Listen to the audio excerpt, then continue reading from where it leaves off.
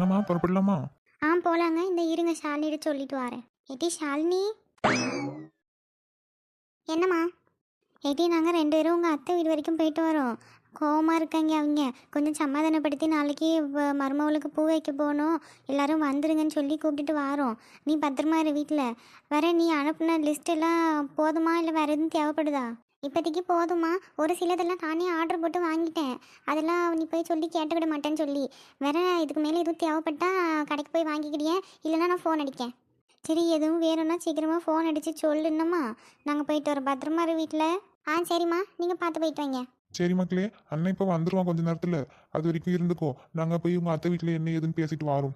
சரிப்பா. அது வரைக்கும் நான் பிளேட்ஸ்லாம் கொஞ்சம் டெக்கரேஷனுக்கு வீட்லேயே திங்ஸ் கொஞ்சம் கொஞ்சம் இருக்குது, அதை நான் ரெடி பண்ணி வைக்கேன். அதுக்கு மீதியெல்லாம் அம்மா வாங்கிட்டு வந்த பிறகு மொத்தமாக ரெடி பண்ணிவிடுவேன். சரிம்மா.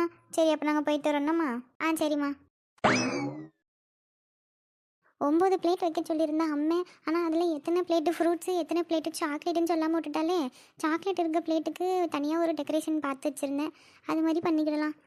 வரட்டும், என்னென்ன ஃப்ரூட்ஸ் வாங்கிட்டு வராங்கன்னு பார்த்துட்டு அதுக்கு பிறகு மற்ற டெக்கரேஷன்லாம் பண்ணிக்கிடலாம். இப்போதைக்கு எடுத்து மட்டும் வைப்போம்.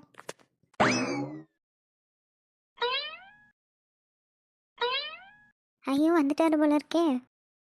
ஹலோ. சொல்லுங்கள். என்ன ஐஸ்வர்யா, வரமாட்டேன்னு முன்னாடி வந்து நின்ன மாதிரி இருக்கு. அப்படிலாம் ஒன்றும் இல்லை, நீங்கள் வருவீன்னு தான் வந்து நின்னேன். அதைத்தான் நானும் கேட்கேன். இன்னமும் வீட்டில் பயமாக இருக்குது, எனக்கு வர்றதுக்கு யாராவது பார்த்துட்டா என்ன பண்ண அப்படின்னு பயந்துட்டே கிடந்தேன். வேற நான் ஃபோன் அடிக்க முன்னே வந்து நிற்கிய. இல்லை, இப்பயும் பயமாக தான் இருக்குது. அதான் வேகமாக வந்தேன். உங்களை பார்த்துட்டேன்ல, நீங்களே என்னையும் பார்த்துட்டியல்ல. சரி, அப்போ கிளம்புங்க. வேறு யாராவது வர்றதுக்கு முன்னாடி. வேறு யாராவது வந்தால் யானைக்கே எதுக்கு நிற்கன்னு கேள்வி கேட்பாவ. அட இருட்டே, இப்போ தானே வந்தேன், அதுக்குள்ளேயே நீ விரட்டிட்டு எடுக்க. இல்லை, நான் உங்களை விரட்டணும்னு நினச்சலாம் சொல்லலை. வேறு யாராவது வந்தால் உங்களையும் கேள்வி கேட்பாவல்ல, அதுக்காண்டி தான் சொன்னேன். அதுதான் நான் பார்த்துக்கிட்டேன்னு சொன்னோம்ல. இங்கே தான் கேள்வி கேட்பாவன்னு எனக்கு தெரியுமே யாராவது வந்தா.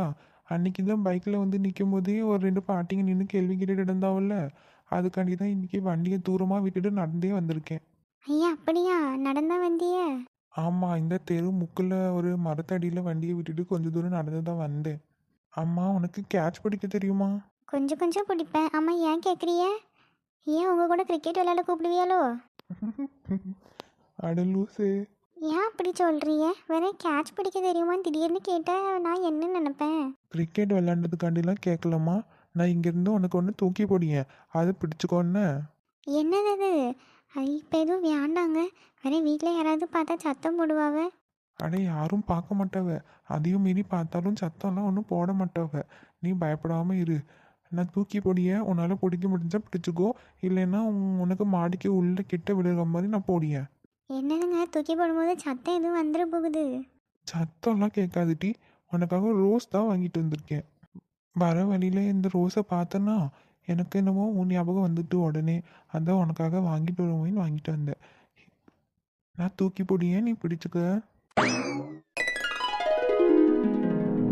ஏங்க, பிடிச்சிட்டேன்.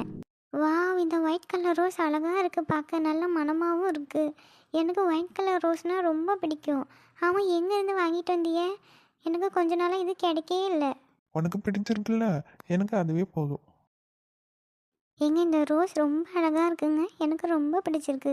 எனக்கு இங்கேருந்து பார்க்க அந்த ரோஸ் மாதிரி தான் இருக்க நீயும். அழகாக சிரிச்சிட்டே இரு எப்போவுமே, என்னம்மா? ஆ போங்க. ஆ போவாங்க. போங்க, என்னைய சும்மா கிண்டல் பண்ணாதீங்க. ஆமாம், வேற குழந்தைங்க மாதிரி பேசிகிட்டு இருந்தா கிண்டல் பண்ண தான் தோணும். நான் ஒன்றும் குழந்தைங்க மாதிரிலாம் பேசலை, கேட்டியலா?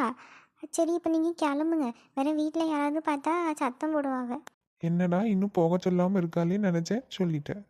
இல்லை, நாளைக்கு ஃபங்க்ஷன் இருக்குல்ல, பூ வைக்கிற ஃபங்க்ஷனு. அதுக்கு கொஞ்சம் பொருள் எல்லாம் வாங்க வேண்டியிருக்குன்னு சொல்லி அப்பா கடைக்கு போயிருந்தார். அவர் எப்போனாலும் வந்துடுவார். வேற பிரேமா அக்கா, உஷா அக்கா, வசந்தி அக்காலாம் கொஞ்சம் வாரேன்னு சொல்லியிருந்தாவ. அவங்களும் எப்போனாலும் வருவாங்க. அதான் அவங்க வரும்போது நீங்கள் இங்கே இருந்தீங்கன்னா கிண்டல் பண்ணிடுவாங்க. அதுக்காண்டி தான் சொல்லியேன்.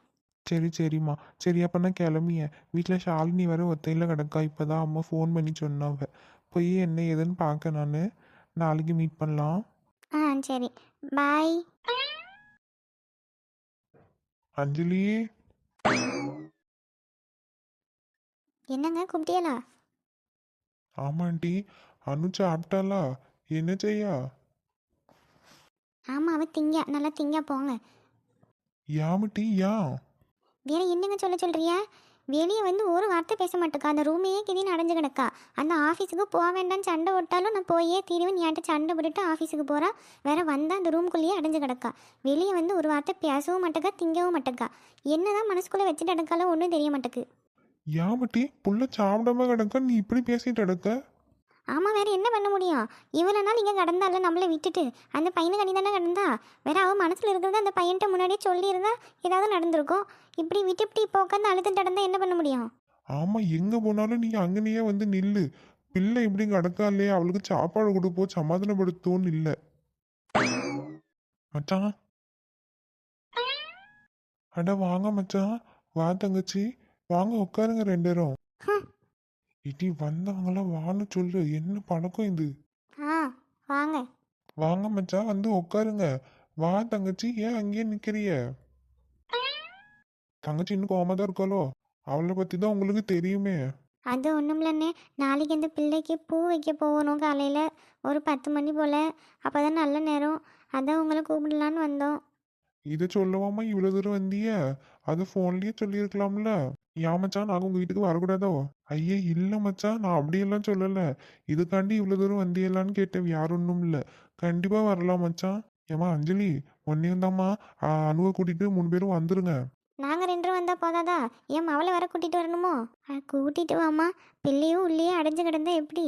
இப்படி ஏதாவது ஃபங்க்ஷனில் அப்பப்போ சேர்ந்து இருந்தால் தானே சந்தோஷமாக இருக்கும். பிள்ளையும் கூட்டிகிட்டு வா. எங்களுக்குன்னு வேற யார் கிடக்கா? நாங்கள் 2 பேரும் வருவோம். எங்கள் தலையெழுத்து வேற எங்கள் மவளுக்கு நீங்கள் வந்தாகணும்ல. எங்களுக்கும் உங்களை விட்டால் வேற யாரும் இல்லை. அதுக்காண்டி தலையெழுத்தேன்னு நாங்கள் 2 பேரும் வருவோம். அவள் வருவாளான்னு எனக்கு தெரியாது. அவள் அந்த ரூமையே கதின்னு கிடக்கா. அவளை கூப்பிட்டு பார்ப்பேன். வந்தால் கூட்டிகிட்டு வருவேன், இல்லைன்னா நாங்கள் 2 பேரும் மட்டும்தான் வருவோம். ஏமா என்ன சொல்லியா? அண்ணா ஆமா மச்சான், அந்த பிள்ளை ரூமை விட்டு வெளியே வரவே மாட்டுக்கு. வேலைக்கு போறது என்னமோ வர்றது என்னமோ அந்த ரூமுக்குள்ளேயே அடைஞ்சு கிடக்கா. சாப்பிடவும் மாட்டேக்கா. வேற அங்கனையாவது ஏதாவது திங்கலாம் என்னன்னு தெரிய மாட்டுக்கு. அதுதான் இவள்கிட்ட இப்போ சத்தம் போட்டுட்டு நடந்தேன். பிள்ளை இப்படி இருக்கு, நீயும் இப்படியே விட்டு வச்சிருந்தா எப்படின்னு சொல்லி.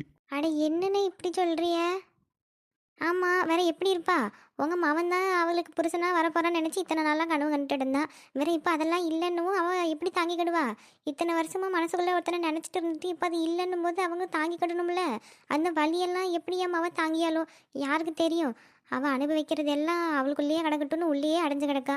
சும்மா இரு அஞ்சலி, தேவையில்லாம பேசாத. ஆமாம் நீங்கள் ஏன் வாயவே கிளப்புங்க. மச்சான், நீங்க ஒன்றும் தப்பா எடுத்துக்கிடாதீங்க மச்சான். உங்க தங்கச்சியை பத்தி தான் உங்களுக்கே தெரியும்ல. அதெல்லாம் எனக்கு ஒன்றும் பெருசா இல்லை மச்சான். ஆமா, அனு ஏன் சாப்பிடாமையே கிடக்காளோ? ஆமா, நேத்துலாம் வெளியே சுத்திட்டே கிடந்தோமா. சாப்பாடு சாப்பிட சொன்னா வேண்டான்னு சொல்லிட்டு, அதனால நான் ஃபோர்ஸ் பண்ணி ஜூஸ் மட்டும் வாங்கி கொடுத்தேன், குடிச்சா. வேற இன்னைக்கு காலையில இருந்து ஒன்றும் சாப்பிடல போல இருக்கு. காலையில கிளம்பி ஆஃபீஸ் போறேன்னு போயிருக்கா. வேற வந்ததுல இருந்து உள்ளேயே கிடக்கா, வெளியே வரவே இல்லை. என்ன சாப்பிடியா என்னன்னு ஒன்றும் தெரிய மாட்டேக்கு. எங்கன்னு இருக்கா அவ? நான் வேணா அவள்கிட்ட கொஞ்சம் பேசி பார்க்கேன். ஏம்மா வேண்டாம், நீங்கள் ஒன்றும் ஏம்மா அவள்கிட்ட பேசேண்டாம். போதும் நீங்கள் பேசியதெல்லாம்.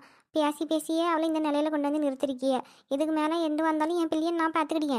இட்டு சும்மா இருட்டி, தேவையில்லாம பேசாதுன்னு சொல்லியாம்ல. எதுக்கு என்னையும் அடைக்கிறிய? உங்கள் மவளை போய் கேளுங்க, ஏன் சாப்பிட மாட்டா வெளியே வர மாட்டேக்கான்னு சொல்லி. வேற என்னையுமே சத்தம் போட்டு அடைக்கிய. சும்மா இருந்துரு, மனுஷனா இருக்கு விடு. இப்படியே பேசிட்டு இருந்தானா வேற நான் சும்மாவே இருக்க மாட்டேன், அரைஞ்சு விடுவேன். ஆமாம், உங்களுக்கு என்னையை மட்டும்தான் அடக்க தெரியும். உங்கள் மவளையும் என்னன்னு கேட்க மாட்டிய, இவங்க 2 பேரையும் என்னன்னு கேட்க மாட்டிய.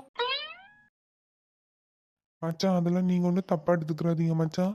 அண்ணுக்கிட்ட நான் பேசிக்கிட்டேன். நாங்க 3 நேரம் நாளைக்கு வந்துருவோம். நீங்க ஒன்றும் கவலைப்பட வேண்டாம்.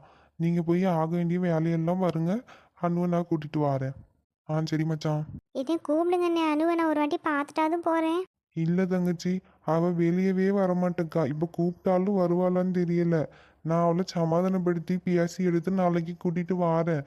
நீங்கள் போய் இப்போ போங்க. காலையில 10 மணிக்கு உங்க வீட்டுக்கு வரணுமா இல்லை எங்க வரணும்? நீங்கள் நம்ம வீட்டுக்கே வந்துருங்கண்ணே, அங்கேருந்து ஒன்றா போய்க்கிடலாம். சரிம்மா, அப்பனா காலையில ஒரு 9:30 மணிக்கெல்லாம் வீட்டுக்கு வந்துடுங்க. அங்கிருந்து எத்தனை மணிக்கே புறப்படணும்னு நம்ம புறப்பட்டு போய்க்கிடலாம். சரி மச்சான், அப்ப காலையில உங்க 3 பேரையும் எதிர்பார்ப்போம். தவறாம வந்துருங்க. தங்கச்சி, வந்துரு. அண்ணன் மேல இருக்க கோவத்துல வராம நின்றாத. ஆ வாரேன். சரி, அப்ப நாங்க போயிட்டு வரோம் மச்சான். போயிட்டு வரேன் தங்கச்சி. சரிண்ணே நாங்கள் அப்போ போயிட்டு வரோம். மைனி அப்போ நாங்கள் போயிட்டு வரோம். சரிம்மா, சரி மச்சான். ஏட்டி வீட்டுக்கு ஒரு ஆள் வந்திருக்கும் போது இப்படியா மனத்தை வாங்குவ? அவங்கள முன்னாடி வச்சு உன்னைய சத்தம் போடக்கூடாதுன்னு நானும் பொறுமையா பேசிட்டு எடுக்க, வேற நீ இப்படியே பேசிட்டு இருந்தா வேற என்ன செய்ய முடியும்? ஆமாம், நீங்கள் ஏன்ட்ட தான் ஈஸியாக சத்தம் போடுவீங்க. போய் உங்கள் மவளை என்னன்னு கேளுங்க. உள்ளேயே அடைஞ்சு கிடக்கா. ஒழுங்கா வந்து சாப்பிட்டு எடுத்து இருக்க சொல்லுங்க சொல்லிவிட்டேன். சும்மா இப்படி கிடந்து அழுதுட்டு கிடந்தான்னா வேற நான் மனுஷியாவே இருக்க மாட்டேன். நீ ஒன்றும் பண்ண தேவையில்ல, நீ போ. ஏன் அவகிட்ட நான் பேசிக்கிட்டேன், அவளை சமாதானப்படுத்தி சாப்பிட வைக்க எனக்கு தெரியும். நீங்களாச்சும் உங்கள் மவளாச்சும் என்னையே போங்க.